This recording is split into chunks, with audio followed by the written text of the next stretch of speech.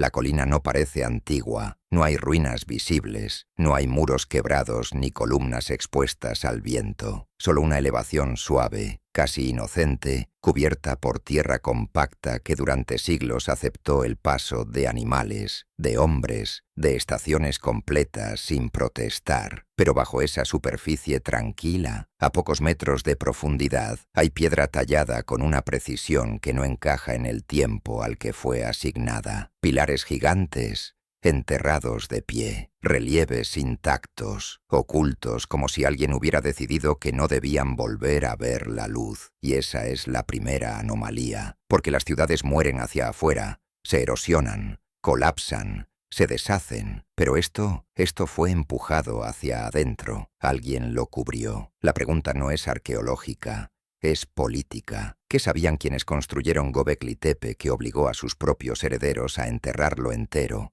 sin destruirlo, sin saquearlo, sin olvidarlo, sino sellarlo? El costo de esa pregunta no es intelectual, es incómodo, porque si ese acto fue deliberado, entonces no estamos mirando el nacimiento de la civilización, estamos mirando su primer encubrimiento. Las primeras excavaciones no revelaron ruinas en el sentido habitual, revelaron geometría, círculos de piedra enterrados en capas, uno sobre otro, como si cada generación hubiera decidido cubrir el trabajo anterior con una precisión que no deja espacio para el accidente. No hay señales de incendio, ni de invasión, ni de abandono caótico.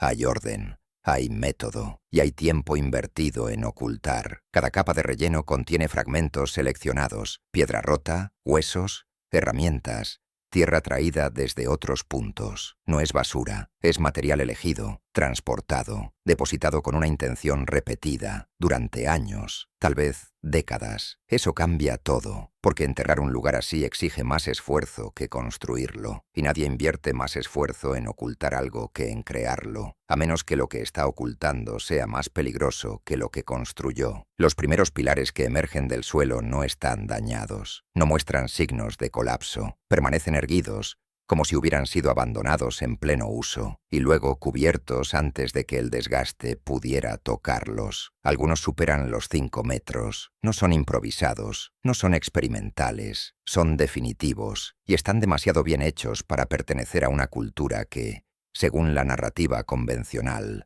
apenas comenzaba a organizarse. Esa narrativa se rompe aquí, porque Göbekli Tepe no aparece después de la agricultura establecida, aparece antes de las ciudades, antes de los sistemas agrícolas consolidados, antes de cualquier estructura que justifique este nivel de coordinación humana. Eso deja una sola posibilidad incómoda. El orden vino antes que la supervivencia. No se reunieron porque cultivaban, cultivaron porque alguien ya los había reunido. Y si eso es cierto, entonces estos pilares no son templos en el sentido inocente de la palabra. No son lugares donde una comunidad expresa fe. Son estructuras donde una comunidad aprende a obedecer. Hay figuras talladas en los pilares. ¿Animales? Sí, pero no en escenas naturales. Están organizados, repetidos, dominados por formas que no representan cuerpos completos, sino presencias, brazos esculpidos que no pertenecen a nadie visible, manos apoyadas sobre superficies como si sostuvieran el espacio mismo. No miran, supervisan, y eso introduce una segunda anomalía, porque estos pilares no están orientados para ser vistos desde fuera, están dispuestos en círculos cerrados, enfrentados entre sí, como si el centro fuera más importante que el exterior, como si lo que ocurre dentro no estuviera destinado a todos. Algunos accesos son estrechos, controlados, no hay evidencia de libre circulación.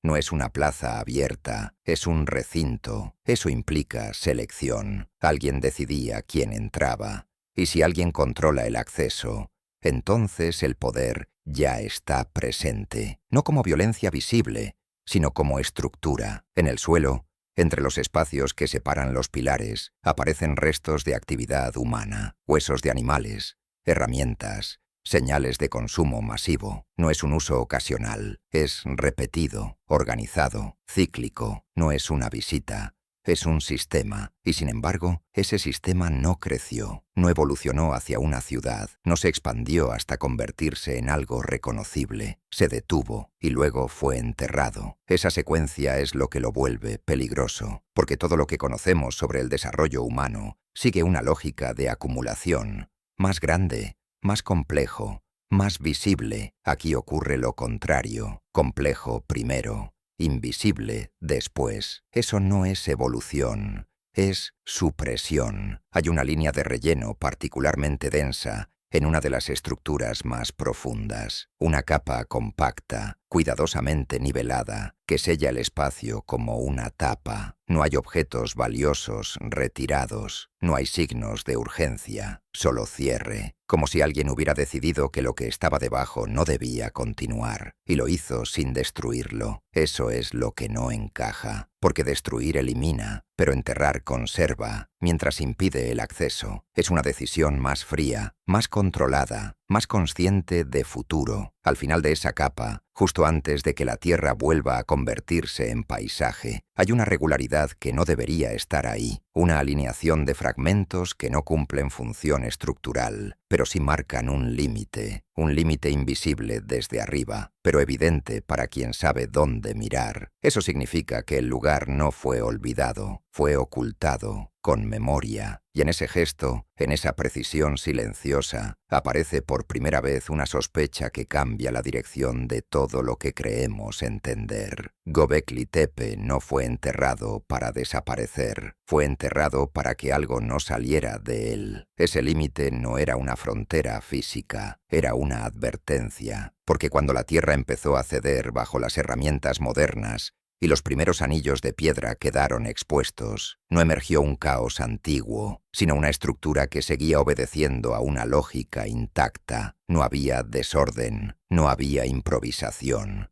Había posiciones, relaciones, jerarquías talladas en piedra que, incluso después de milenios, conservaban una intención que no se había degradado. Y esa intención no era estética, era organizativa. Los pilares no están dispersos. Están enfrentados, dos más grandes en el centro, rodeados por otros menores que parecen formar un perímetro. No es decoración, es disposición, como si el espacio estuviera diseñado para dirigir la atención, controlar el movimiento, limitar la proximidad. No todos podían estar en el centro, eso no se deduce. Se impone. Los dos pilares centrales dominan el recinto. No representan animales, no representan escenas, representan presencia. Tienen brazos, manos, cinturones, detalles humanos sin rostro, como si la identidad fuera irrelevante, pero la autoridad no. Y eso introduce una incomodidad más profunda, porque lo que está siendo representado aquí no es un dios en el sentido posterior del término. No hay narración, no hay mito visible, hay figura, posición, control. Son entidades que ocupan el centro, mientras todo lo demás orbita, y los demás pilares,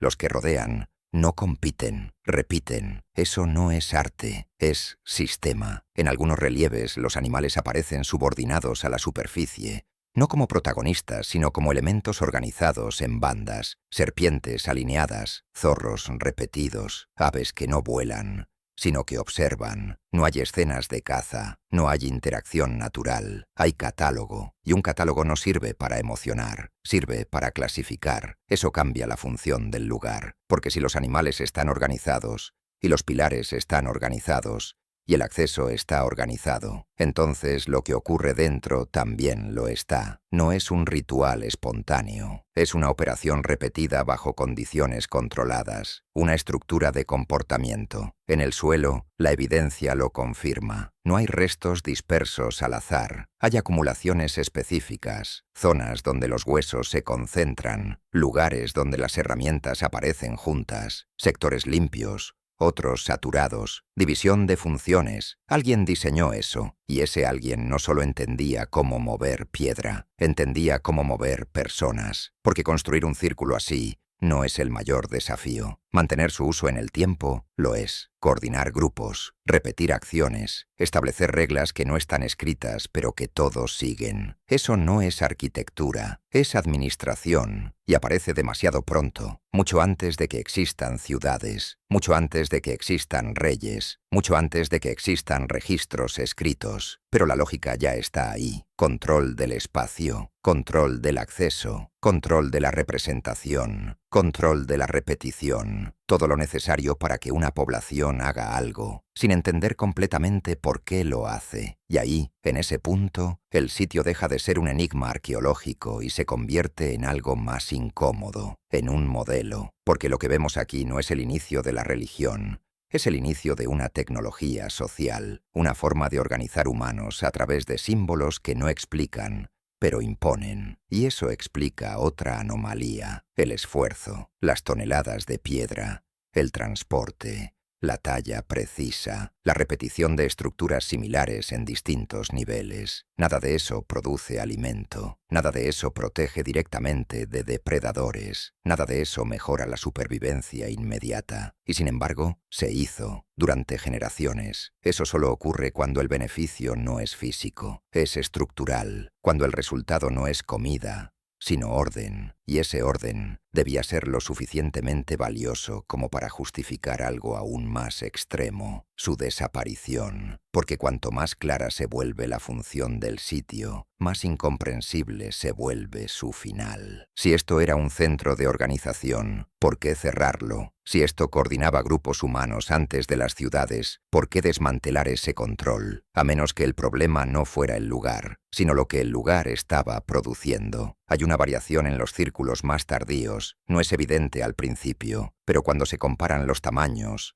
las proporciones, la precisión de los tallados, algo cambia. Los últimos no son iguales, son más pequeños, menos consistentes, como si quienes los construyeron ya no siguieran exactamente el mismo patrón. Eso no es evolución, es desviación. Y una desviación en un sistema así no es estética, es peligrosa, porque significa que el conocimiento ya no está centralizado, que alguien más está replicando el modelo, sin control total, y en un sistema basado en el monopolio de la estructura. Eso es una amenaza directa. No necesitas una rebelión visible, solo necesitas variación. La prueba más inquietante no está en lo que se añadió, está en lo que se perdió. Algunos pilares presentan detalles que no vuelven a aparecer en fases posteriores, técnicas que desaparecen, proporciones que no se repiten, como si ciertas capacidades se hubieran interrumpido, no por olvido, sino por restricción. Alguien dejó de enseñar, y cuando el conocimiento deja de transmitirse de forma completa, el sistema empieza a fragmentarse. Eso es lo que vemos aquí. Fragmentos de un orden que ya no se sostiene igual. Y justo después de esa fragmentación, empieza el enterramiento. No al principio, no en el auge, no cuando todo funciona. Cuando algo empieza a fallar, eso no es coincidencia. Es respuesta. La capa de relleno no cubre un sistema muerto, cubre un sistema que ya no podía mantenerse bajo las mismas reglas, y alguien lo supo. Alguien entendió que lo que estaba ocurriendo dentro de esos círculos ya no podía controlarse como antes, y en lugar de adaptarlo, decidió sellarlo, porque hay una diferencia entre perder el control y permitir que otros lo tengan. Y Göbekli Tepe fue enterrado exactamente en ese punto, cuando el modelo dejó de pertenecer exclusivamente a quienes lo habían creado, lo que significa que el verdadero peligro no estaba en las piedras, estaba en lo que otros ya habían aprendido a hacer con ellas. Ese aprendizaje no dejó marcas visibles al principio. No hay inscripciones celebrando una ruptura, no hay señales de violencia interna, ni restos de un conflicto que explique el cambio. Todo sigue funcionando durante un tiempo. Los círculos siguen utilizándose, las reuniones continúan, los animales siguen siendo consumidos, las herramientas siguen apareciendo en los mismos lugares, pero algo ya no es igual, y ese cambio no está en la superficie, está en la precisión. Los nuevos pilares, los más tardíos, mantienen la forma, pero pierden la autoridad, no en tamaño, no en altura, en intención. las proporciones empiezan a variar, las superficies ya no están pulidas con el mismo cuidado, algunos relieves parecen repetidos sin comprender del todo su función original. Es una copia, pero no una copia fiel. Es lo que ocurre cuando un sistema se transmite sin control central. Se conserva la apariencia, pero se diluye el significado. Y eso, en un lugar como este, es más grave que cualquier destrucción, porque el poder aquí no depende de la fuerza, depende de la coherencia. Si los símbolos dejan de ser precisos, dejan de imponer el mismo comportamiento. Si los espacios ya no están calibrados exactamente igual, el movimiento cambia. Si el acceso deja de ser perfectamente controlado, la jerarquía se vuelve difusa. No hace falta una rebelión. Basta con que el sistema deje de funcionar con exactitud. Eso es lo que empieza a emerger en las últimas fases. Una pérdida de disciplina invisible. Algunos recintos muestran modificaciones improvisadas, ajustes en los muros, cambios en las entradas, elementos añadidos que no estaban en los diseños anteriores. Como si quienes trabajaban allí ya no respondieran a una autoridad única, sino a decisiones locales. Eso rompe el modelo, porque este lugar no fue diseñado para adaptarse, fue diseñado para repetirse, y cuando la repetición falla,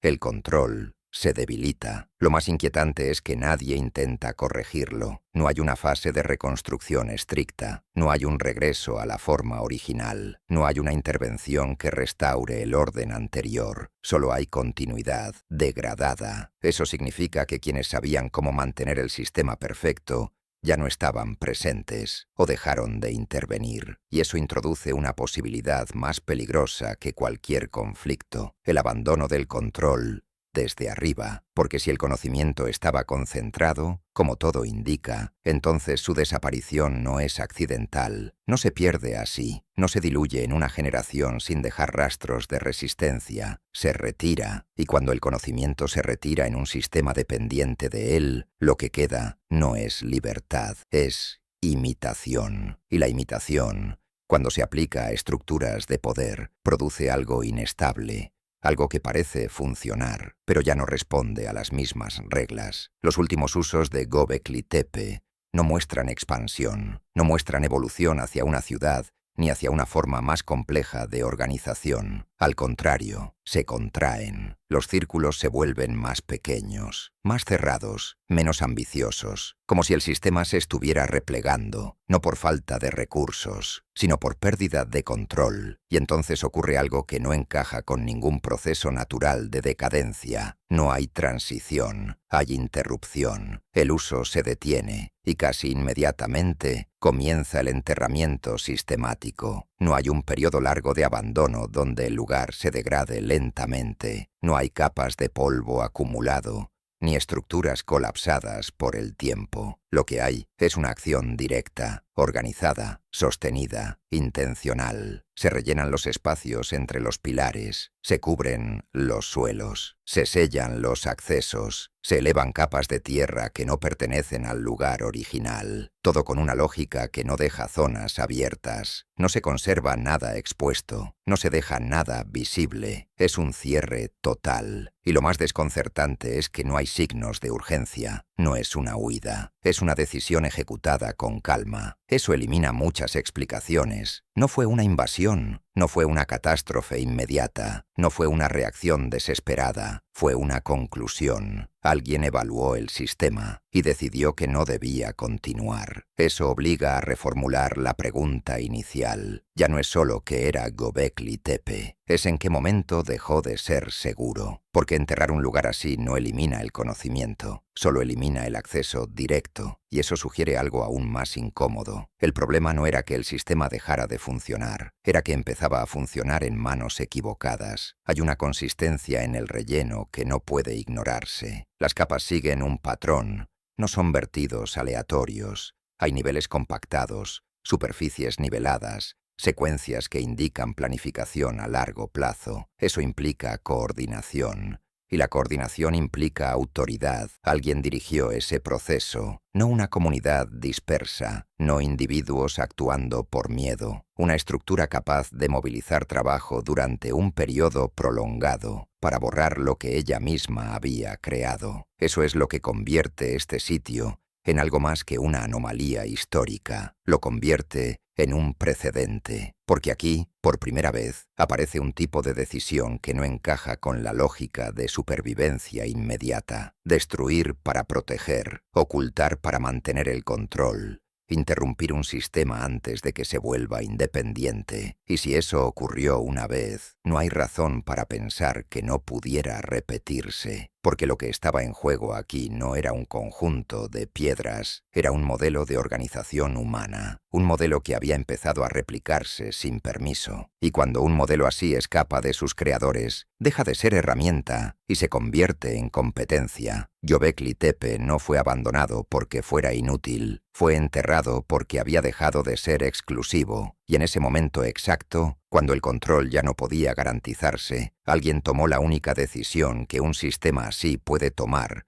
sin destruirse por completo, desaparecer de la superficie, antes de que otros aprendieran a usarlo mejor. Desaparecer de la superficie no detuvo la propagación. Ese fue el error que no supieron calcular, porque mientras la Tierra caía con una disciplina casi ritual sobre los pilares, mientras cada acceso era sellado con capas compactas y cada espacio interno quedaba aislado del aire, algo ya había escapado, no algo visible, no una herramienta que pudiera recuperarse, no un objeto que pudiera rastrearse. Había escapado la estructura invisible, el patrón, la forma exacta en que un grupo humano puede ser ordenado sin comprender del todo por qué obedece. La manera de organizar cuerpos alrededor de un centro que no se discute, la lógica de separar espacios para crear jerarquía, la técnica de convertir el acceso en privilegio. Eso no depende de la piedra, depende de la repetición, y la repetición, una vez aprendida, ya no necesita su origen. Por eso el enterramiento fue insuficiente desde el principio, porque lo que se intentaba proteger no era el lugar, era la exclusividad, y esa exclusividad ya estaba rota. En los asentamientos que aparecen después, más dispersos, menos monumentales, más integrados en el entorno, no vemos una copia directa del sitio original. No hay círculos perfectos ni pilares monumentales replicados con la misma autoridad. Vemos algo más inquietante. Vemos adaptación, espacios centrales más pequeños, pero aún dominantes. Zonas que no sirven para vivir, pero sí para reunir. Recorridos que obligan a seguir una dirección. Lugares donde unos pocos ocupan posiciones privilegiadas, mientras otros permanecen en los márgenes. No es el mismo sistema, pero es el mismo principio. Y eso significa que ya no pertenece a un solo lugar. Significa que alguien más lo está utilizando, no como fue diseñado, sino como fue entendido. Y eso es más peligroso, porque el conocimiento parcial no reproduce la obediencia original, la transforma. En algunos de estos lugares, la evidencia muestra una permanencia creciente. Las huellas de ocupación se vuelven más densas. Los restos no indican visitas ocasionales, sino continuidad. Las acciones se repiten en ciclos más cerrados. No es todavía una ciudad, pero ya no es movilidad libre, es fijación. Y esa fijación no parece surgir de la necesidad inmediata, sino de la exigencia del sistema, porque una estructura de poder necesita estabilidad, necesita que las personas regresen al mismo punto, que permanezcan lo suficiente, que dependan de un lugar, y esa dependencia introduce una presión nueva, la producción constante. Ahí es donde la agricultura deja de ser una posibilidad y empieza a ser una obligación, no como descubrimiento, como consecuencia, porque alimentar a un grupo que ya no se dispersa exige otra forma de relación con el entorno, y esa relación no nace de la libertad, nace del control. Eso invierte la historia. No fue la agricultura la que permitió construir estructuras complejas, fueron las estructuras las que forzaron la agricultura. Y si eso es cierto, entonces Göbekli Tepe no es un inicio, es una intervención, un punto donde la humanidad fue reorganizada, y esa reorganización no podía mantenerse intacta, porque cuanto más se extendía, más dependía de personas que no habían sido formadas dentro del núcleo original. La transmisión se degradaba, y la degradación introduce algo que ningún sistema de control puede tolerar por mucho tiempo: variación. Los nuevos espacios no son idénticos, las proporciones cambian, los accesos se modifican, las jerarquías se suavizan o se exageran sin consistencia. Eso no es evolución natural, es pérdida de precisión. Y cuando un sistema depende de precisión para mantener su autoridad, esa pérdida no es un detalle, es una amenaza, porque la obediencia deja de ser automática, se vuelve interpretada, y una obediencia interpretada ya no es obediencia, es negociación. Eso es lo que empieza a emerger fuera del núcleo original. Un mundo donde el modelo existe, pero no es absoluto, donde puede adaptarse, donde puede deformarse, donde puede ser usado sin permiso, y eso cambia la naturaleza del poder, porque un poder que puede copiarse deja de ser exclusivo, y un poder no exclusivo deja de ser incuestionable. Ese es el momento exacto en el que Göbekli Tepe deja de ser sostenible como centro, no porque falle, sino porque ya no es único, y entonces el enterramiento deja de parecer extraño, se vuelve lógico, no como acto de destrucción, sino como acto de contención tardía, cerrar el lugar original antes de que su autoridad quede completamente superada por sus propias imitaciones. Pero incluso ese cierre revela una contradicción, porque no destruyen, no desmontan, no dispersan, conservan. Eso es lo que no encaja con una lógica puramente defensiva, porque destruir elimina la posibilidad de recuperación. Enterrar la preserva, y preservar implica intención futura. Las capas de relleno no son caóticas,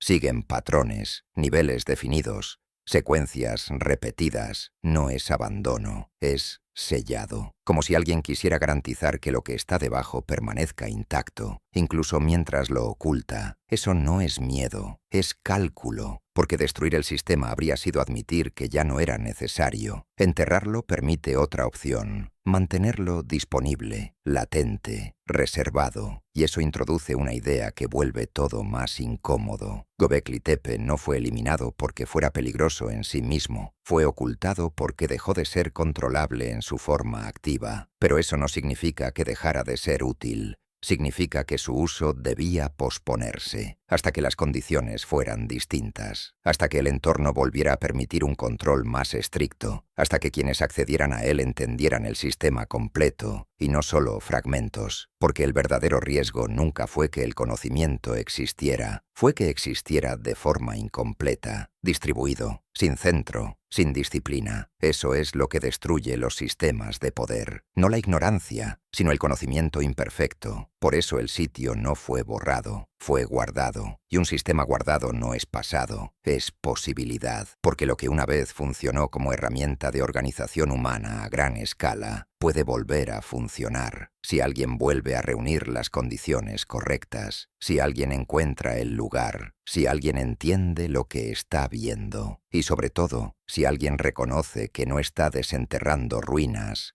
sino recuperando un modelo. Recuperar un modelo no es lo mismo que descubrir un sitio, y eso es lo que vuelve peligroso el siguiente paso, porque en el momento en que la Tierra deja de ser una barrera y se convierte en una capa removible, el gesto cambia de naturaleza. Ya no es arqueología, es acceso. Cada palada no revela el pasado, reabre una estructura que fue cerrada con intención suficiente como para durar milenios, y esa intención empieza a notarse en los detalles que antes parecían neutros. Las capas no solo cubren, ordenan, separan niveles como si cada estrato respondiera a una decisión distinta. No es un relleno uniforme, es una secuencia. Primero se anulan los accesos, después se rellenan los espacios intermedios, luego se elevan superficies que igualan todo, como si el objetivo no fuera solo ocultar, sino impedir la lectura directa de la arquitectura. Eso significa que quien enterró el sitio entendía cómo iba a ser leído y decidió interferir en esa lectura, porque un sistema de este tipo no depende únicamente de su existencia material, depende de cómo se interpreta, de qué se entiende al recorrerlo, de qué relaciones se perciben entre sus partes. Alterar eso es alterar el poder que puede ejercer. Cuando los primeros recintos vuelven a quedar expuestos, lo que emerge no es un plano completo, es fragmentario, incompleto, requiere reconstrucción mental, exige interpretación, y en ese espacio de interpretación, el control ya no pertenece al diseñador original, pertenece a quien observa. Ese es el punto crítico, porque el modelo no regresa intacto, regresa filtrado, y un modelo filtrado puede ser mal entendido, o peor, reutilizado sin comprender sus límites. Los pilares centrales, al ser desenterrados, recuperan su posición dominante casi de inmediato. No necesitan contexto completo para imponerla. Basta con su escala, su alineación, su aislamiento relativo. Incluso fragmentados, siguen organizando el espacio. Eso revela algo que no debería ser posible. La estructura no solo funcionaba cuando estaba completa, funciona incluso incompleta. Eso no es arquitectura convencional, es diseño de comportamiento, porque obliga al cuerpo a posicionarse, incluso cuando la mente no entiende del todo por qué, y ese tipo de diseño no pierde eficacia con el tiempo, solo cambia de intérprete. A medida que se exponen más recintos, aparece una tensión inesperada. No todos responden exactamente al mismo patrón. Hay variaciones, ajustes, desviaciones que antes parecían signos de degradación, pero vistas ahora, parecen otra cosa, intentos de adaptación, como si, incluso antes del enterramiento, alguien hubiera estado probando formas alternativas del mismo sistema. Eso cambia la lectura del final, porque ya no parece solo una clausura, parece una interrupción en medio de una transición. Y eso es más peligroso, porque significa que el modelo no estaba fijo, estaba evolucionando. Y alguien decidió detener esa evolución, no por falta de capacidad, sino por exceso de riesgo. Hay una relación entre los recintos más antiguos y los más recientes que no se explica por simple cronología. Los primeros son más consistentes, más controlados. Los últimos muestran ajustes que parecen responder a contextos distintos. Eso sugiere que el sistema estaba siendo llevado fuera de su entorno original, probado, modificado, y en ese proceso perdía su forma inicial. Eso es exactamente lo que un sistema de control no puede permitir, porque cuando un modelo se adapta demasiado, deja de ser reconocible para quienes lo crearon, y en ese momento ya no puede ser recuperado. Enterrarlo antes de ese punto es una forma de congelarlo, de fijar su estado más puro, de preservar una versión que aún responde completamente a la lógica original. Eso convierte el sitio en algo más que un vestigio, lo convierte en un estándar, una referencia intacta, y eso explica por qué no fue destruido, porque destruir elimina la posibilidad de volver. Enterrar mantiene esa posibilidad, pero bajo condiciones, condiciones que implican esfuerzo, decisión, acceso intencional. No cualquiera puede reabrirlo, y eso introduce una última capa de control, no sobre quienes lo usaban, sino sobre quienes algún día podrían encontrarlo. Porque desenterrar Göbekli Tepe no es un accidente, es un acto, y todo acto implica consecuencias. La disposición de los pilares, incluso parcialmente expuestos, sigue generando zonas de centralidad y periferia. Hay lugares donde el cuerpo se detiene sin saber por qué, lugares donde el paso se ralentiza, donde la atención se concentra. Eso no desapareció con el enterramiento, eso sobrevivió, lo que significa que el sistema no dependía únicamente de quienes lo operaban originalmente, dependía de principios más básicos, más persistentes, más difíciles de eliminar, y esos principios siguen funcionando, aunque nadie los nombre, aunque nadie los entienda completamente. Eso es lo que convierte la excavación en algo más que una recuperación histórica. Es una reactivación parcial, porque al exponer las estructuras, se reintroducen en el entorno humano. vuelven a ser recorridas, observadas, interpretadas, y en ese proceso, inevitablemente, reapropiadas, no en su forma original, pero sí en su lógica, y esa lógica no ha dejado de ser útil. Ese es el punto más incómodo, porque si el modelo fue enterrado para evitar su expansión incontrolada y ahora vuelve a estar disponible, entonces la pregunta ya no es solo por qué fue ocultado, es quién está en posición de entenderlo ahora, porque entenderlo no es describirlo, es reconocer su función, y una vez que esa función se reconoce, puede aplicarse, no con piedra, no con círculos monumentales, sino con formas más eficientes, más discretas, más integradas. Eso significa que el verdadero riesgo nunca fue que el sitio desapareciera, fue que reapareciera en un contexto donde ya no necesita su forma original para operar, y en ese momento, Göbekli Tepe deja de ser un misterio antiguo, se convierte en una advertencia activa, porque lo que fue enterrado no era solo un lugar, era una manera de organizar el mundo, y lo que está siendo desenterrado ahora no son solo piedras, es la posibilidad de volver a usarla. La posibilidad de volver a usarla no aparece como una decisión consciente, aparece como una coincidencia, como una serie de gestos que,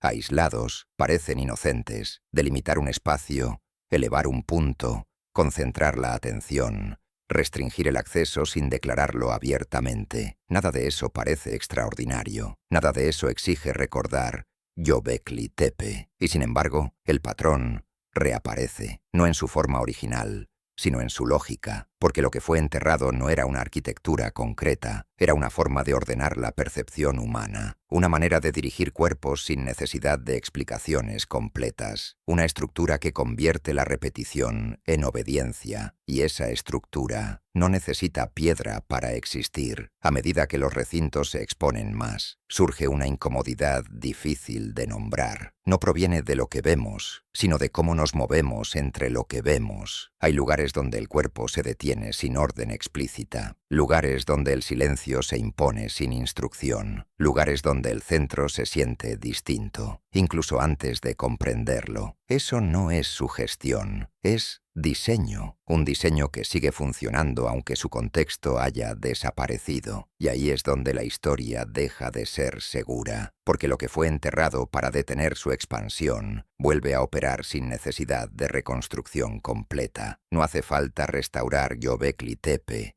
para que su lógica reaparezca, basta con entenderla lo suficiente. Ese es el punto exacto donde el pasado deja de estar contenido, porque ya no se trata de lo que ocurrió hace miles de años, se trata de lo que sigue siendo posible ahora. Los pilares, incluso incompletos, siguen organizando el espacio, pero lo más inquietante no es su presencia, es su redundancia, porque lo que hacen puede hacerse sin ellos. Eso es lo que no pudieron evitar quienes lo enterraron, que el sistema se volviera independiente de su forma. En los niveles más profundos hay una consistencia que no se repite arriba, una precisión que no admite interpretación. Es el modelo en su estado más controlado, más puro, más cerrado. Todo lo que viene después, las variaciones, las adaptaciones, los ecos, son versiones degradadas, pero funcionales, y eso es suficiente, porque un sistema de control no necesita ser perfecto, solo necesita ser reproducible, y aquí lo es. A lo largo del tiempo, la humanidad no abandonó este modelo, lo simplificó, lo integró, lo hizo menos visible, pero nunca lo dejó atrás, porque es eficaz, porque organiza, porque reduce la incertidumbre y porque transforma grupos en estructuras sin necesidad de imponerlo de forma directa. Eso explica algo que antes parecía desconectado: la repetición de ciertos principios en lugares que no comparten contexto ni origen aparente, la persistencia de formas que separan, elevan, concentran, la aparición de centros que no producen, pero gobiernan. No es coincidencia, es continuidad. Una continuidad que no necesita memoria consciente, solo práctica, y eso convierte el enterramiento de Göbekli Tepe en un gesto aún más ambiguo, porque no detuvo el sistema, solo eliminó su forma más evidente. Lo que quedó fue más difícil de detectar, más adaptable, más resistente. Eso plantea una consecuencia que no puede ignorarse. Si el modelo sobrevivió sin el sitio, entonces el sitio no era el origen absoluto, era una fase, una versión concentrada, tal vez la primera plenamente desarrollada, pero no la única posible. Y si eso es cierto, entonces la pregunta inicial cambia de forma. Ya no es solo qué sabían quienes lo construyeron, es qué entendieron quienes decidieron enterrarlo, porque esa decisión no fue ignorancia, fue anticipación. Anticipación de que el sistema no podría mantenerse bajo control, de que su lógica era demasiado eficaz para permanecer confinada, de que tarde o temprano alguien más la usaría, y que cuando eso ocurriera, el centro original dejaría de importar. Eso es exactamente lo que pasó. Göbekli Tepe dejó de ser necesario en el momento en que su lógica pudo ser reproducida sin él, y sin embargo, fue conservado. Eso es lo que no encaja con una simple retirada, porque conservar implica reconocer valor futuro. Implica aceptar que, aunque el sistema ya no pueda controlarse desde ese punto, aún puede ser útil en otra condición. Más adelante, bajo otras reglas, eso convierte el sitio en algo más que un vestigio. Lo convierte en una reserva estratégica, una forma original preservada para un contexto que aún no ha ocurrido. Y eso introduce la última capa de inquietud, porque si fue guardado para ser usado de nuevo, entonces alguien asumió que el ciclo podía repetirse, que las condiciones que lo hicieron necesario una vez podrían volver. Y en ese momento, tener acceso al modelo original marcaría la diferencia. Eso significa que Göbekli Tepe no pertenece solo al pasado, pertenece a cualquier momento en el que el control de grupos humanos vuelva a ser una prioridad suficiente como para justificar una estructura que no se explica, pero se obedece, y si ese momento llega, no será necesario reconstruirlo. Bastará con reconocerlo, porque el modelo ya está ahí, enterrado, completo, esperando no ser entendido como historia, sino como herramienta, y cuando una herramienta sobrevive más tiempo que la memoria de quienes la crearon, deja de ser un descubrimiento, se convierte en una herencia que no se transmite con palabras, sino con formas, con espacios, con decisiones que parecen naturales, pero no lo son. Y en ese punto, la pregunta final deja de ser arqueológica, se vuelve inevitable.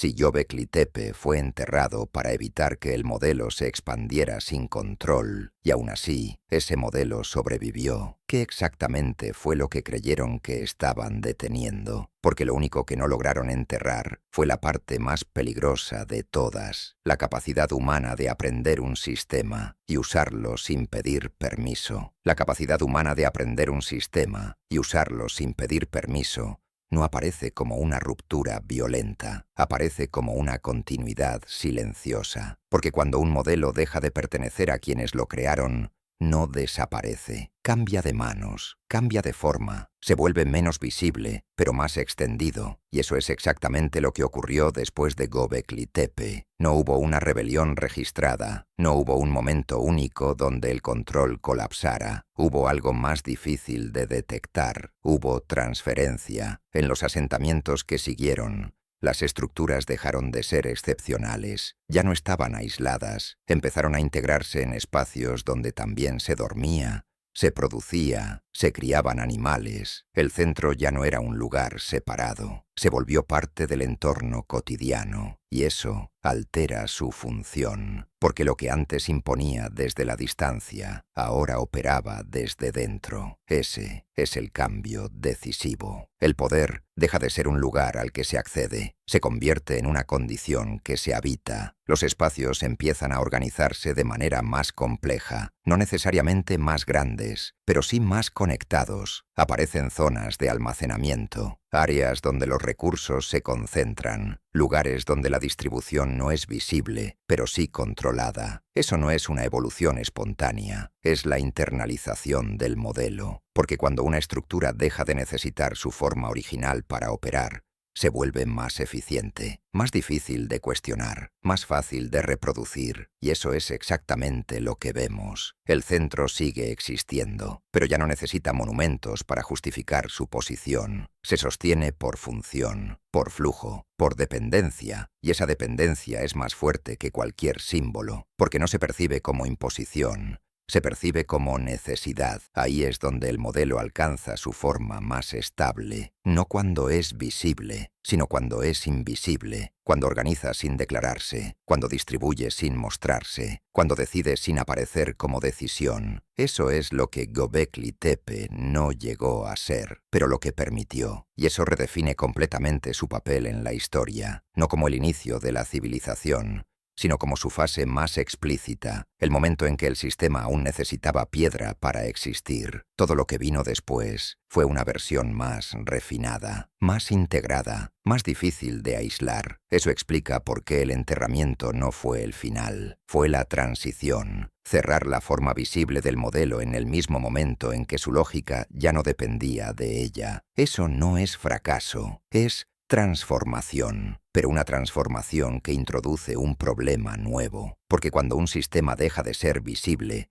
deja también de ser cuestionado de la misma manera. No se confronta, se vive, y lo que se vive sin cuestionarse se vuelve más resistente, más duradero, más profundo. Eso es lo que convierte la herencia de Göbekli Tepe en algo activo, no porque el sitio siga funcionando, sino porque su lógica ya no necesita el sitio, ha sido absorbida, distribuida, convertida en parte de cómo los humanos organizan espacio, tiempo y relación. Y eso es lo más difícil de revertir, porque no hay un punto único donde intervenir, no hay un centro que destruir, no hay un lugar que enterrar. El sistema ya no está en un sitio, está en la forma de construir, de dividir, de acceder, de esperar, de obedecer sin que la obediencia se nombre. Eso cambia la naturaleza del poder y también la de su origen, porque si el modelo puede surgir, expandirse, adaptarse y sobrevivir sin su forma original, entonces Göbekli Tepe no fue una excepción, fue una demostración, la primera vez que el sistema se hizo visible lo suficiente como para ser identificado y lo suficientemente controlado como para ser enterrado. Todo lo que vino después aprendió de ese error, no volverse tan evidente, no concentrarse tanto, no depender de una sola forma. Eso hace que el modelo posterior sea más difícil de detectar, pero no menos efectivo, y eso nos devuelve a la pregunta inicial, no como una curiosidad histórica, sino como un problema abierto. ¿Qué sabían quienes construyeron Göbekli Tepe? Ahora la respuesta es más precisa. Sabían cómo organizar humanos, pero también sabían algo más. Sabían que ese conocimiento no podía permanecer contenido, que una vez aprendido, no vuelve a encerrarse. Por eso lo enterraron, no para eliminarlo, sino para retirar su forma más peligrosa, la más visible, la más replicable sin control. Pero subestimaron algo. Subestimaron que el verdadero núcleo del sistema no estaba en la piedra, estaba en la mente. Y la mente no se entierra, se adapta, se transmite, se mezcla con otras cosas, se vuelve costumbre. Y cuando algo se vuelve costumbre, deja de parecer diseñado, empieza a parecer natural. Ese fue el punto de no retorno, cuando el modelo dejó de ser reconocido como modelo y empezó a ser vivido como realidad. Ahí es donde el control se vuelve completo, porque ya no necesita justificarse, ya no necesita mostrarse, ya no necesita ser protegido, solo necesita continuar, y continúa, sin Göbekli Tepe, sin pilares, sin círculos, pero con la misma lógica, la misma estructura invisible, el mismo principio, organizar sin explicar, dirigir sin mostrarse, centralizar sin parecerlo. Eso es lo que sobrevivió, y eso es lo que nunca fue enterrado. Por eso la historia no termina con el sitio, termina con una advertencia que no depende de su existencia física, porque si una civilización puede construir un sistema así y luego ocultar forzarlo para protegerlo de su propia expansión. Entonces, la verdadera pregunta no es qué ocurrió allí, es si alguna vez dejó de ocurrir. Y si no dejó de ocurrir, entonces Göbekli Tepe no pertenece al pasado. Pertenece a cualquier momento en que el orden vuelva a imponerse sin necesidad de ser comprendido. Y en ese momento no hará falta excavar nada, porque lo que fue enterrado una vez ya estará funcionando otra vez, a plena vista,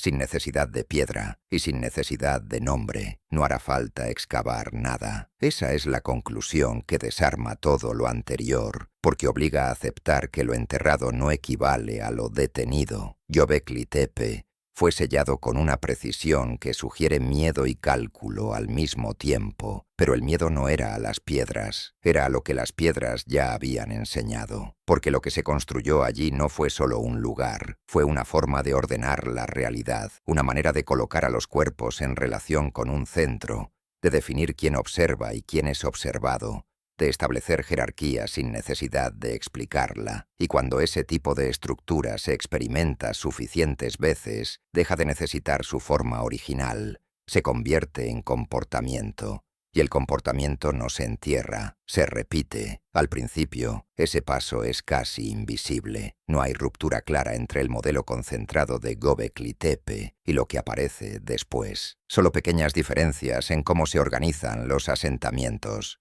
Espacios que ya no son monumentales, pero siguen siendo centrales, zonas donde algunos permanecen y otros circulan, límites que no siempre están marcados por piedra, pero que todos respetan. Nada de eso parece heredado, parece lógico, y ahí es donde el sistema se vuelve más difícil de detectar, porque cuando algo parece lógico, deja de parecer diseñado. Se convierte en la forma correcta de hacer las cosas. En los asentamientos posteriores, el modelo no desaparece, se integra, se disuelve dentro de estructuras más amplias. Aparecen áreas de almacenamiento, puntos de distribución, lugares donde los recursos pasan antes de llegar a la mayoría. No siempre hay una autoridad visible, pero hay organización, y la organización implica decisión, aunque nadie la nombre. Ese es el punto donde el sistema se vuelve más eficiente que en Göbekli Tepe, porque ya no necesita imponerse desde un espacio separado.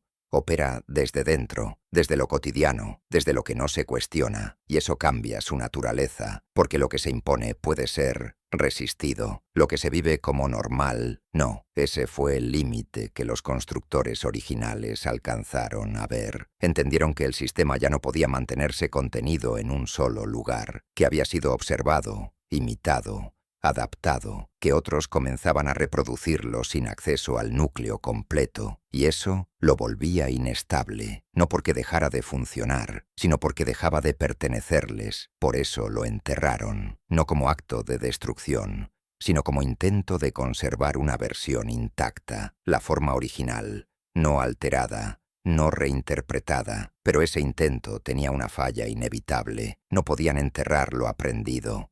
No podían sellar la capacidad humana de reconocer y repetir patrones, y eso es lo que ocurrió. El modelo continuó, no como copia exacta, sino como una serie de principios distribuidos en diferentes contextos: organizar el espacio, controlar el acceso, definir centros, establecer recorridos, crear diferencias que se aceptan sin explicación. Ninguno de esos elementos, por separado, parece extraordinario, pero juntos reconstruyen el mismo sistema y lo hacen de una manera más resistente, porque ya no dependen de una estructura única. No hay un lugar que destruir, no hay un punto que enterrar, solo hay repetición, y la repetición es más duradera que cualquier monumento. Eso convierte a Göbekli Tepe en algo más que un origen. Lo convierte en una evidencia temprana de algo que no podía detenerse. El momento en que una tecnología social alcanza suficiente eficacia como para independizarse de su forma. Y cuando eso ocurre, cambia de estado, deja de ser construcción, se convierte en infraestructura, y la infraestructura no se percibe como opción, se percibe como condición. Ese es el punto más peligroso, porque una condición no se cuestiona, se habita, se reproduce sin darse cuenta, se transmite sin necesidad de enseñanza directa. Eso es lo que hace que esta historia no termine con el enterramiento, porque lo que se intentó contener no era el lugar, era la posibilidad de que el modelo siguiera expandiéndose sin control, y esa posibilidad ya estaba en marcha. Eso obliga a reformular la pregunta inicial. No se trata solo de qué sabían quienes construyeron Göbekli Tepe, se trata de qué entendieron sobre los límites de ese conocimiento. Entendieron que no podían mantenerlo exclusivo, que no podían impedir su difusión, que no podían controlar sus futuras versiones, y en lugar de adaptarse a esa pérdida de control, decidieron retirarse, cerrar el núcleo, preservarlo, no como final, sino como reserva. Eso es lo que hace que el enterramiento sea tan preciso. No es abandono, es almacenamiento, un sistema guardado en su forma original, intacto, fuera de circulación, pero no destruido. Eso implica una intención, no solo proteger el presente, sino condicionar el futuro, porque un sistema almacenado puede ser reactivado, puede ser estudiado, puede ser comprendido en su totalidad por alguien que tenga acceso a él. Y en ese momento, la diferencia entre fragmentos dispersos y modelo completo vuelve a ser decisiva. Eso es lo que no se perdió, la posibilidad de recuperar la versión original. Pero incluso eso tiene un límite, porque el mundo que rodea ese modelo ya ha cambiado. La lógica ya ha sido absorbida, transformada, adaptada. El sistema ya no depende de su forma original. Eso significa que Göbekli Tepe, al ser desenterrado, no vuelve a activar el modelo. Solo lo revela, y lo revela en un contexto donde ya no es necesario para que funcione. Ese es el último giro. Lo que fue enterrado para evitar su expansión ya había triunfado, no como lugar, como lógica. Y una lógica no necesita ser descubierta para operar, solo necesita ser repetida. Eso es lo que hace que esta historia no tenga un cierre cómodo, porque no termina con el sitio, termina con una posibilidad, la posibilidad de que lo que creemos que pertenece al pasado siga operando en el presente sin que lo reconozcamos, y en ese punto, la pregunta deja de ser histórica, se vuelve personal. Si un sistema puede sobrevivir a su propia eliminación, ¿cómo se identifica cuando ya está funcionando alrededor de nosotros? Porque lo único que Göbekli Tepe no logró enterrar fue la capacidad humana de convertir una estructura en costumbre, y una costumbre en algo que ya no necesita explicación. La costumbre es lo único que nunca necesita permiso. Y cuando un sistema alcanza ese estado, deja de depender de cualquier estructura visible. Ya no necesita templos, ni pilares,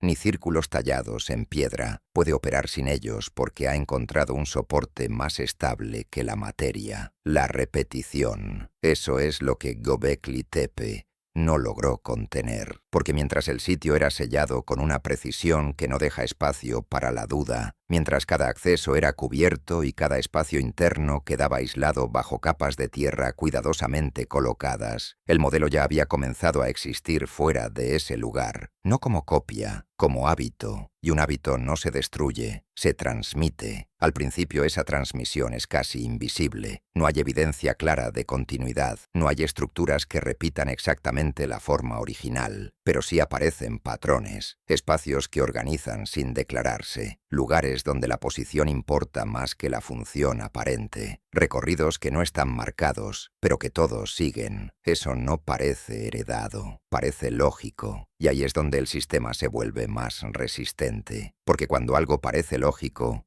deja de parecer diseñado, se convierte en la manera correcta de hacer las cosas. En los asentamientos posteriores, el modelo ya no necesita monumentalidad, se vuelve más pequeño, más discreto, más integrado. Aparecen zonas donde los recursos se concentran antes de ser distribuidos, lugares donde el acceso no es completamente libre, aunque nadie lo prohíba abiertamente. Eso implica organización, y la organización implica control, pero un control que ya no necesita mostrarse. Ese es el cambio decisivo. El poder deja de ser un punto visible, se convierte en una red, y una red es más difícil de aislar, porque no tiene un centro único, no tiene una forma clara, no puede ser enterrada.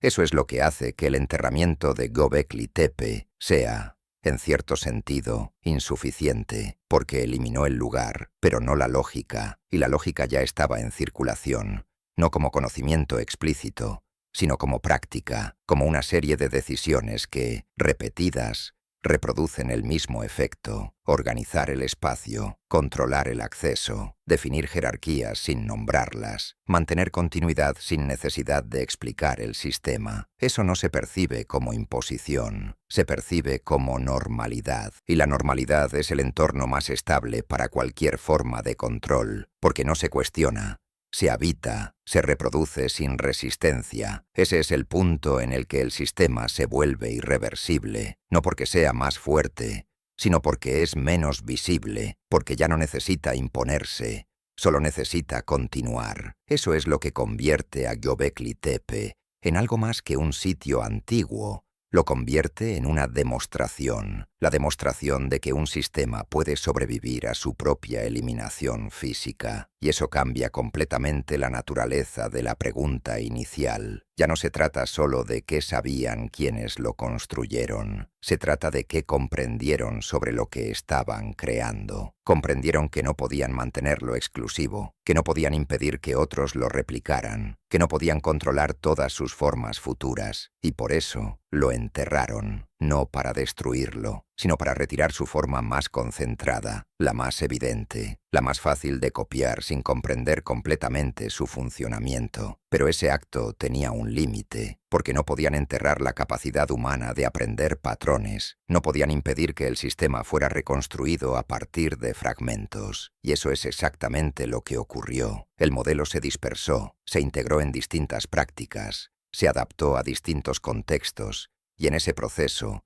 se volvió más eficiente, porque ya no dependía de una estructura única. No había un punto que destruir, no había un centro que proteger, solo había repetición, y la repetición es más duradera que cualquier monumento. Eso convierte esta historia en algo más inquietante de lo que parece, porque ya no estamos observando un evento del pasado, estamos reconociendo un proceso que no depende de un lugar específico, ni de una cultura particular, ni de una continuidad histórica directa. Depende de algo más básico, más constante, la tendencia humana a organizar el mundo. Y cuando esa tendencia se combina con ciertas condiciones, el mismo patrón emerge, no como copia, como convergencia. Eso significa que Göbekli Tepe no fue una excepción, fue una manifestación temprana, una de las primeras veces en que ese patrón se volvió visible lo suficiente como para ser identificado y lo suficientemente concentrado como para ser enterrado. Pero el patrón en sí no fue enterrado, porque no puede serlo, porque no está en la piedra, está en la forma en que los humanos estructuran espacio, relación y continuidad. Eso es lo que hace que esta historia no tenga un cierre definitivo, porque no termina con el sitio, termina con una posibilidad, la posibilidad de que el mismo sistema pueda reaparecer, sin necesidad de ser recordado, sin necesidad de ser enseñado, solo con la repetición de ciertas decisiones, de ciertas formas de organizar, y eso es lo que la vuelve peligrosa, porque cuando un sistema deja de parecer construido, empieza a parecer inevitable, y lo inevitable no se cuestiona, se acepta, se reproduce, se sostiene. Ese es el verdadero legado de Göbekli Tepe, no lo que fue, sino lo que demostró, que el control más duradero no es el que se impone desde arriba, sino el que se instala tan profundamente que deja de sentirse como control. Y en ese punto ya no hace falta enterrarlo, porque nadie intenta desenterrarlo, nadie lo reconoce como algo separado, simplemente está ahí, operando, organizando, sosteniendo el orden sin mostrarse como origen, y eso es lo que lo vuelve casi imposible de reemplazar, porque en el momento en que algo deja de parecer una construcción, también deja de parecer una opción, se convierte en condición, y una condición no se discute, se vive. La costumbre es lo único que nunca necesita permiso, y cuando un sistema alcanza ese estado, deja de depender de cualquier estructura visible, ya no necesita templos ni pilares, ni círculos tallados en piedra, puede operar sin ellos porque ha encontrado un soporte más estable que la materia, la repetición. Eso es lo que Göbekli Tepe no logró contener, porque mientras el sitio era sellado con una precisión que no deja espacio para la duda, mientras cada acceso era cubierto y cada espacio interno quedaba aislado bajo capas de tierra cuidadosamente colocadas, el modelo ya había comenzado a existir fuera de ese lugar, no como copia, como hábito, y un hábito no se destruye, se transmite. Al principio esa transmisión es casi invisible. No hay evidencia clara de continuidad. No hay estructuras que repitan exactamente la forma original. Pero sí aparecen patrones, espacios que organizan sin declararse, lugares donde la posición importa más que la función aparente, recorridos que no están marcados, pero que todos siguen. Eso no parece heredado, parece lógico. Y ahí es donde el sistema se vuelve más resistente. Porque cuando algo parece lógico, deja de parecer diseñado, se convierte en la manera correcta de hacer las cosas. En los asentamientos posteriores, el modelo ya no necesita monumentalidad, se vuelve más pequeño, más discreto, más integrado. Aparecen zonas donde los recursos se concentran antes de ser distribuidos, lugares donde el acceso no es completamente libre, aunque nadie lo prohíba abiertamente. Eso implica organización, y la organización implica control, pero un control que ya no necesita mostrarse. Ese es el cambio decisivo. El poder deja de ser un punto visible, se convierte en una red, y una red es más difícil de aislar, porque no tiene un centro único, no tiene una forma clara, no puede ser enterrada. Eso es lo que hace que el enterramiento de Göbekli Tepe sea, en cierto sentido, insuficiente, porque eliminó el lugar, pero no la lógica, y la lógica ya estaba en circulación, no como conocimiento explícito, sino como práctica, como una serie de decisiones que, repetidas, reproducen el mismo efecto: organizar el espacio, controlar el acceso, definir jerarquías sin nombrarlas, mantener continuidad sin necesidad de explicar el sistema. Eso no se percibe como imposición, se percibe como normalidad. Y la normalidad es el entorno más estable para cualquier forma de control, porque no se cuestiona, se habita, se reproduce sin resistencia. Ese es el punto en el que el sistema se vuelve irreversible, no porque sea más fuerte, sino porque es menos visible, porque ya no necesita imponerse, solo necesita continuar. Eso es lo que convierte a Göbekli Tepe en algo más que un sitio antiguo.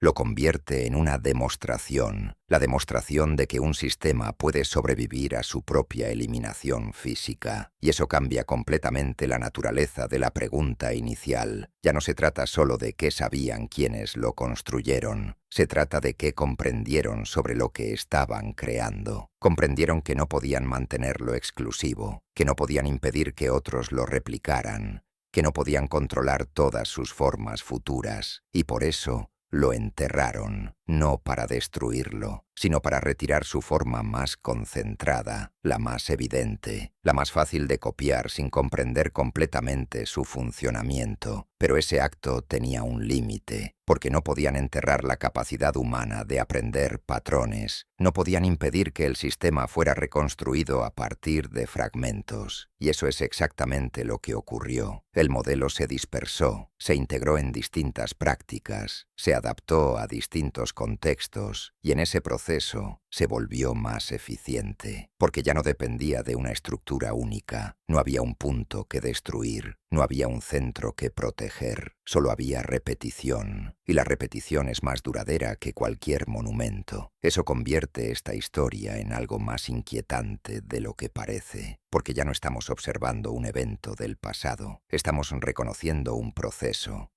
que no depende de un lugar específico, ni de una cultura particular, ni de una continuidad histórica directa, depende de algo más básico, más constante, la tendencia humana a organizar el mundo. Y cuando esa tendencia se combina con ciertas condiciones, el mismo patrón emerge, no como copia, como convergencia. Eso significa que Göbekli Tepe no fue una excepción, fue una manifestación temprana, una de las primeras veces en que ese patrón se volvió visible lo suficiente como para ser identificado y lo suficientemente concentrado como para ser enterrado. Pero el patrón en sí no fue enterrado, porque no puede serlo, porque no está en la piedra, está en la forma en que los humanos estructuran espacio, relación y continuidad. Eso es lo que hace que esta historia no tenga un cierre definitivo, porque no termina con el sitio, termina con una posibilidad, la posibilidad de que el mismo sistema pueda reaparecer, sin necesidad de ser recordado, sin necesidad de ser enseñado, solo con la repetición de ciertas decisiones, de ciertas formas de organizar, y eso es lo que la vuelve peligrosa, porque cuando un sistema deja de parecer construido, empieza a parecer inevitable, y lo inevitable no se cuestiona, se acepta, se reproduce, se sostiene. Ese es el verdadero legado de Göbekli Tepe. No lo que fue, sino lo que demostró, que el control más duradero no es el que se impone desde arriba, sino el que se instala tan profundamente que deja de sentirse como control. Y en ese punto ya no hace falta enterrarlo, porque nadie intenta desenterrarlo. Nadie lo reconoce como algo separado, simplemente está ahí, operando, organizando, sosteniendo el orden sin mostrarse como origen, y eso es lo que lo vuelve casi imposible de reemplazar, porque en el momento en que algo deja de parecer una construcción, también deja de parecer una opción. Se convierte en condición, y una condición no se discute, se vive, y en ese momento ya no hay nada que enterrar, porque el problema deja de ser físico, no es un lugar que pueda cubrirse, ni una estructura que pueda aislarse, ni un recinto que pueda sellarse con capas de tierra. Es algo más difícil de contener, una comprensión completa. Ese es el punto al que todo conduce. Durante miles de años, el modelo existió fragmentado, disperso en prácticas, oculto en costumbres, integrado en formas de organización que parecían surgir de manera natural. Nadie necesitaba ver Göbekli Tepe para reproducir partes de su lógica. Nadie necesitaba conocer su existencia para aplicar sus principios. Pero esa fragmentación tenía una consecuencia. Limitaba el sistema, porque sin acceso a su forma original, el modelo no podía operar en su máxima precisión. Funcionaba, sí, organizaba, sí, pero lo hacía de manera incompleta, adaptada, a veces contradictoria. Era eficaz, pero no era total, y eso mantuvo un equilibrio inestable, pero suficiente, hasta ahora, porque lo que cambia con el redescubrimiento no es solo la información, es la posibilidad de recomposición. Por primera vez desde su enterramiento, el modelo original vuelve a ser visible en su totalidad, no como práctica dispersa, no como adaptación, sino como sistema coherente. Cada pilar, cada espacio, cada relación entre elementos revela una intención que no depende de interpretación parcial. Eso es lo que lo vuelve peligroso otra vez. No porque sea antiguo, sino porque está completo, porque permite ver cómo funciona el sistema sin necesidad de reconstruirlo a partir de fragmentos. Y cuando un sistema puede ser visto en su totalidad, puede ser comprendido en su totalidad. Y cuando puede ser comprendido, puede ser aplicado. Esa es la parte que quienes lo enterraron intentaron evitar, no el conocimiento en sí, sino su concentración. Porque el conocimiento disperso es manejable, se diluye, se adapta, pierde coherencia, pero el conocimiento concentrado recupera poder. Eso es lo que está ocurriendo ahora. No estamos descubriendo Göbekli Tepe, estamos reensamblando un modelo que llevaba milenios funcionando de manera incompleta, y en ese proceso algo cambia. Las piezas encajan, las contradicciones desaparecen. Lo que antes parecía una serie de prácticas sin conexión revela su estructura común, y esa estructura es precisa, fría, eficiente, diseñada no para ser comprendida fácilmente, sino para ser obedecida incluso sin comprensión.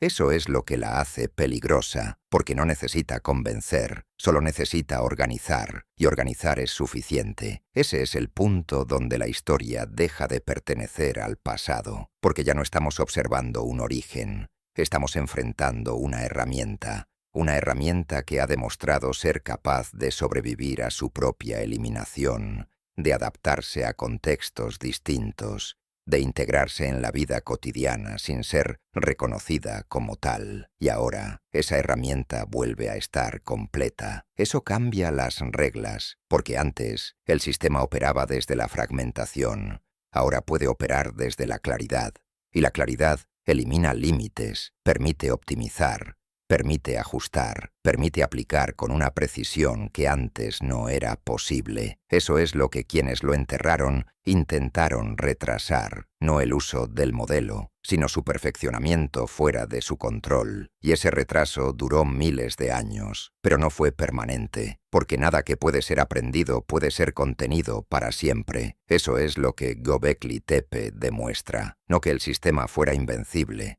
sino que era inevitable, y eso es lo que lo convierte en algo más que un hallazgo, lo convierte en un umbral, el punto en el que el conocimiento fragmentado y el conocimiento completo se encuentran de nuevo. Y cuando eso ocurre, el sistema deja de ser histórico, se vuelve operativo. Ese es el verdadero final de la historia, no el enterramiento, no el redescubrimiento, sino la reactivación, no visible, no declarada, pero inevitable, porque una vez que una forma de organización ha demostrado funcionar, una vez que ha sobrevivido al tiempo, a la fragmentación, a la pérdida de su forma original, no necesita ser reinventada, solo necesita ser reconocida, y cuando se reconoce, se utiliza, no necesariamente de manera consciente, no necesariamente de forma explícita, pero se utiliza porque es eficaz, porque organiza, porque reduce la incertidumbre. Y en un mundo donde la incertidumbre nunca desaparece, ese tipo de sistema siempre encuentra espacio. Ese es el punto más inquietante de todos, que no depende de intención, no depende de una decisión central. Puede ocurrir sin que nadie lo planifique completamente, solo por la convergencia de condiciones. Eso es lo que lo hace imposible de detener, porque no hay un punto único donde intervenir, no hay un lugar que destruir, no hay un centro que cerrar, solo hay comprensión, y la comprensión no se puede deshacer. Una vez que existe, permanece, se transmite, se adapta, se integra, y en ese proceso,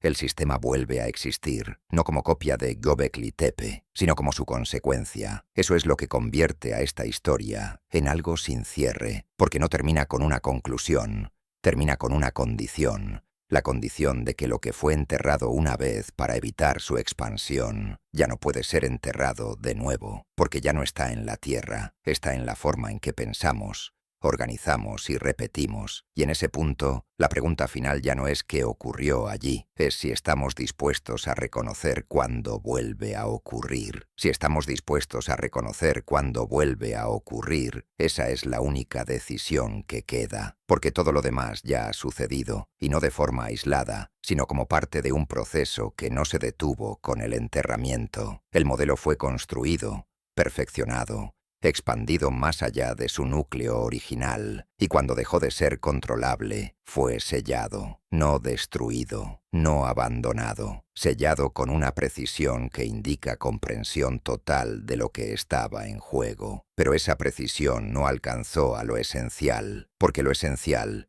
ya no estaba en el lugar, estaba en la mente de quienes lo habían experimentado, y una experiencia no se entierra, se repite, se adapta, se transmite sin necesidad de palabras. Eso es lo que convierte a Göbekli Tepe en algo más que un sitio arqueológico. Lo convierte en un punto de inflexión invisible, el momento en que una forma de organización humana deja de depender de su estructura física y empieza a existir como lógica, y una lógica no necesita permanecer en un lugar para seguir operando. Puede instalarse en cualquier entorno donde encuentre condiciones similares, grupos humanos, recursos que deben ser gestionados, espacios que deben ser organizados, accesos que deben ser regulados. Eso es suficiente. Con eso, el sistema puede reaparecer, no como copia, como convergencia, y cuando aparece como convergencia, se vuelve más difícil de detectar, porque no se percibe como heredado, se percibe como inevitable. Ese es el punto donde el sistema alcanza su forma más estable, no cuando es visible, sino cuando se vuelve indistinguible de la realidad que organiza. Eso es lo que ocurrió después del enterramiento. El modelo no desapareció, se fragmentó, se integró en prácticas más pequeñas, más discretas,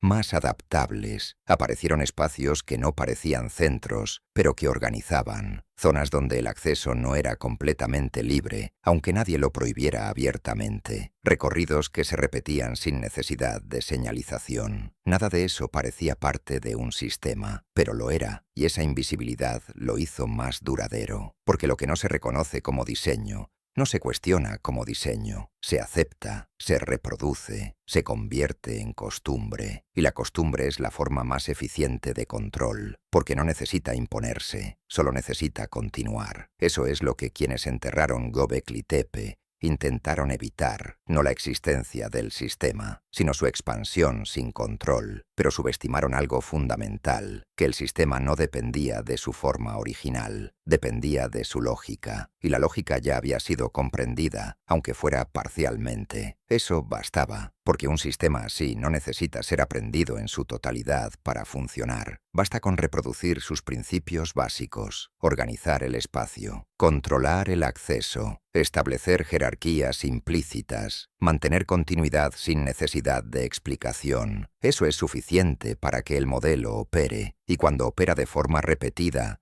se vuelve más eficiente, más difícil de aislar, más resistente, porque ya no depende de un solo punto. No hay un centro que destruir, no hay un lugar que enterrar, solo hay repetición. Y la repetición no puede ser eliminada de la misma manera que una estructura física. Eso convierte el enterramiento en un acto limitado, eficaz en el corto plazo, insuficiente en el largo, porque preservó la forma, pero no detuvo el proceso, y ese proceso continúa, no como una línea directa desde el pasado, sino como una serie de reapariciones, de adaptaciones, de reconstrucciones que no necesitan conocer su origen para reproducir su efecto. Eso es lo que hace que esta historia no tenga un cierre definitivo, porque no termina con el sitio, termina con una condición. La condición de que el sistema puede volver a existir en cualquier momento en que las condiciones lo permitan. Y esas condiciones no son excepcionales, son comunes. Eso es lo que lo vuelve inquietante, porque no depende de una cultura específica, ni de un momento histórico particular. Depende de algo más básico, la necesidad humana de organizar. Y cuando esa necesidad se encuentra con las herramientas adecuadas, el modelo reaparece, no como recuerdo, como solución. Eso significa que Göbekli Tepe no es solo un vestigio, es una evidencia, la evidencia de que una forma de organización humana puede alcanzar un nivel de eficacia tal que sobrevive a su propia eliminación física. Y eso redefine completamente la pregunta inicial. No se trata solo de qué sabían quienes lo construyeron, se trata de qué entendieron sobre las consecuencias de ese conocimiento. Entendieron que no podían contenerlo indefinidamente, que no podían impedir su difusión, que no podían garantizar que seguiría bajo su control, y por eso lo enterraron, no como final, sino como intento de limitar algo que ya no podía ser limitado completamente. Pero ese intento tenía un límite inevitable, porque no podían enterrar la capacidad humana de reconocer patrones, de repetirlos, de adaptarlos, y esa capacidad es lo que mantiene el sistema vivo, no en la piedra, en la práctica. Eso es lo que nos deja en una posición incómoda, porque ya no podemos tratar esta historia como algo distante, no completamente, porque reconocer el sistema implica aceptar que podemos estar dentro de él, que podemos estar reproduciéndolo sin saberlo, que podemos estar sosteniéndolo simplemente al actuar de ciertas maneras que parecen normales. Y en ese punto, la pregunta final cambia, ya no es histórica, es inmediata. Si el sistema nunca desapareció, si solo cambió de forma, si sigue operando donde no se reconoce como tal, entonces la cuestión no es si existe, la cuestión es otra, más directa, más difícil de ignorar. ¿En qué momento dejamos de verlo como algo construido y empezamos a vivirlo como si fuera inevitable?